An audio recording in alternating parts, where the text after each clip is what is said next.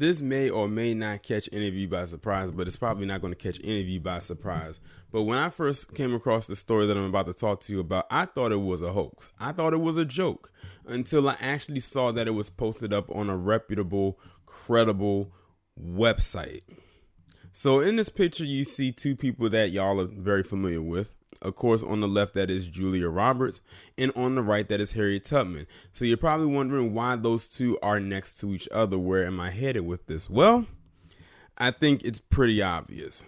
So at one point in time, Julia Roberts, and I kid you not, was considered, not by her own request, but considered by the studio execs to play Harriet Tubman.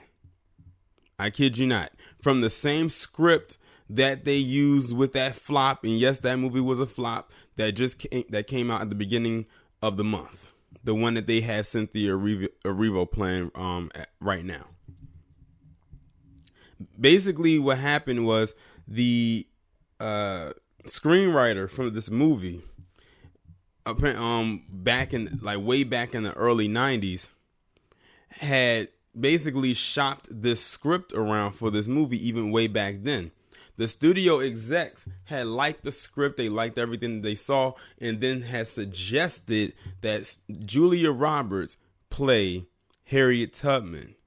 And when they were asked why they would pick a white woman to play a black person, a black historical figure, the studio responded with, "It was so long ago, nobody would even know."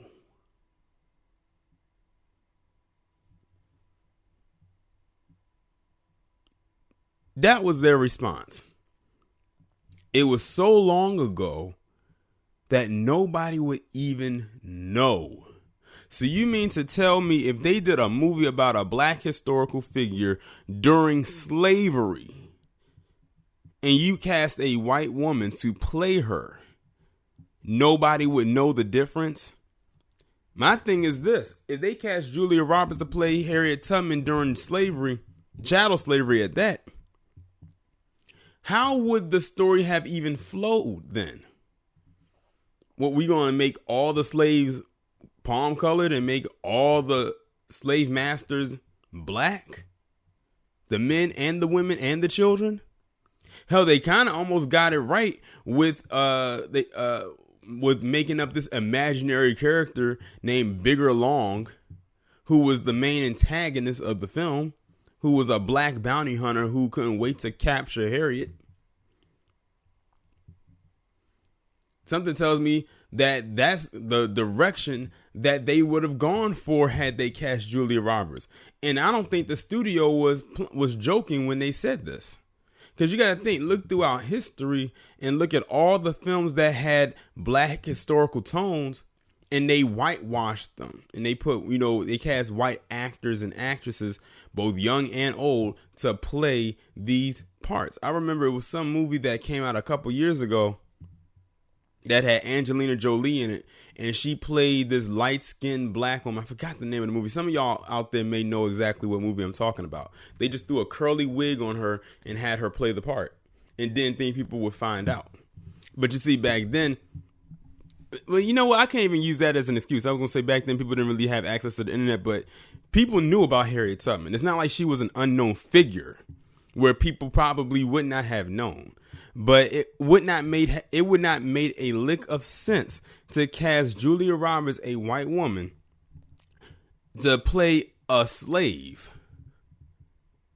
I mean, I know palm colored people love to talk about that there were white slaves too, but that was indentured servitude, so it doesn't really compare to chattel slavery by any measure. Now that I think about it, I don't think they've even made a film about indentured servitude. So now it's going to make me question, did that even happen? But they don't like to really put themselves in the servitude position. After all, they came out with a movie back in the 90s called White Man's Burden that had Harry Belafonte in it and John Travolta, where the roles were switched, where you had palm colored people be like on the bottom of society, and you had black people be part of the upper echelon, like the elite. and palm colored people, to my knowledge, were very pissed about that. So that shows you right there that even in fiction, or if you are reimagining a narrative that's actually going in reality where it puts us above them, they don't like that. So imagine what it would be like if that were to become a reality. That's probably why they're fighting tooth and nail about these reparations, because they know if we was to get it, that would pull us from the bottom and put us above them. And they can't even have that. They don't even want us even neck and neck with them. Why do you think that wage gap is so high, or so wide, I should say? All by design. But I didn't mean to get off topic. But yeah, they wanted to cast Julia Roberts. Nothing against Julia Roberts. She's a good actress. And I would definitely say she's a legend in the industry because she's been around for many years. But to cast her as Harriet Tubman, and like I said, it wasn't by her own accord. That was what the studio at the time had suggested. And something tells me that Julia Roberts, if they had brought that to her, she would have enough sense to, turn it down. She would probably laugh and think it was a joke. I would have laughed and thought it was a joke. I'm still thinking it's a joke now, but it was very much true. They wanted to cast her as Harriet Tubman back then. The studio wanted to cast her as Harriet Tubman and said that they would not know the difference. As a matter of fact, let me see if I can actually find the actual quote. They said when someone pointed out that Roberts couldn't be Harriet, the executive responded, "It was so long ago, no one is going to know the difference."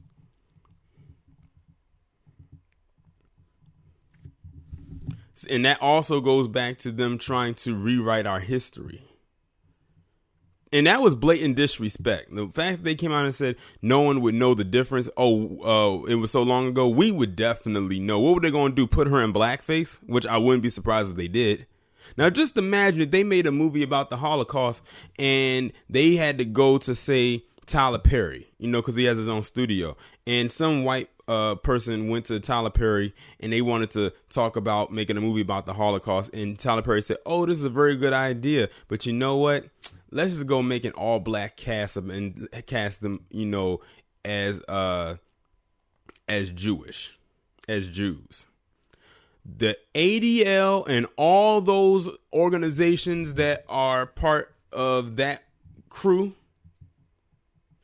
would have a fit. They would throw all kinds of temper tantrums if Tyler Perry was to do that. Although if you look back through history, you know who the real Jews are. But shh, that'll be between you and I. But anyway, you didn't hear that from me. But in modern context, they would be mad about that.